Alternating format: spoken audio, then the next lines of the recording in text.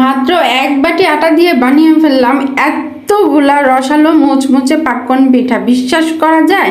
এই পিঠা খেতে কিন্তু অসম্ভব মজার। যারা খেয়েছেন তারা তো জানেন। অথেন্টিক পাক্কন পিঠা বানাতে অনেক কিছুর প্রয়োজন হয়, কিন্তু আমি মাত্র এক বাটি আটা দিয়েই বানিয়ে ফেললাম এতগুলো মুচমুচে রসালো পাক্কন পিঠা।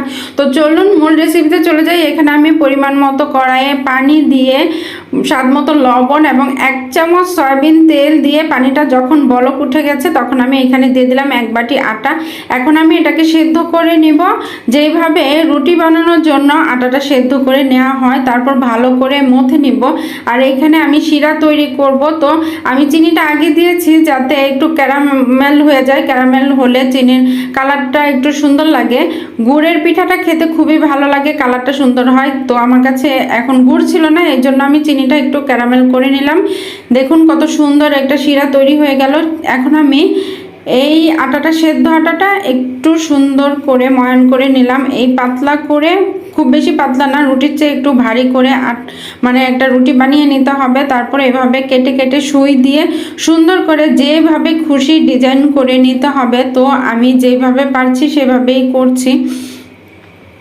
তো এইভাবে সুন্দর করে যার মানে পছন্দ মতো ডিজাইন করে নেবেন। তো আমি এইভাবে করে নিচ্ছি। তো আমার বড় সুইটা হারিয়ে গিয়েছে, তো আমি একটা ছোট একটা সুই নিয়েছি। আমার আজকে পিঠা বানাতে খুবই কষ্ট হয়েছে, তারপর বানিয়েছি। আমার বাচ্চারা এই পিঠাটা খেতে খুবই পছন্দ করে, অনেক ভালোবাসে খেতে। এই জন্য কষ্ট হলেও আমি বানাই মাঝে মধ্যে এই পিঠাটা। দেখুন এইভাবে সবগুলো পিঠা আমি বানিয়ে নিয়েছি।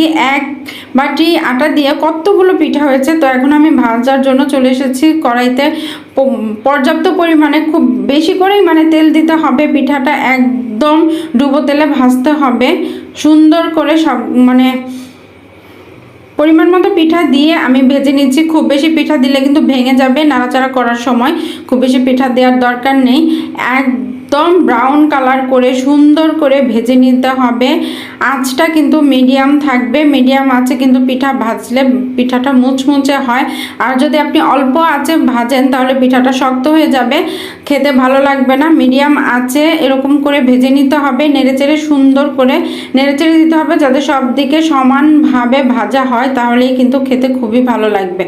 এখন এই গরম পিঠাগুলো আমি যে এখানে শিরা তৈরি করে রেখেছি, গরম পিঠাগুলো এখানে দিয়ে দিতে হবে চুলা থেকে নামিয়ে।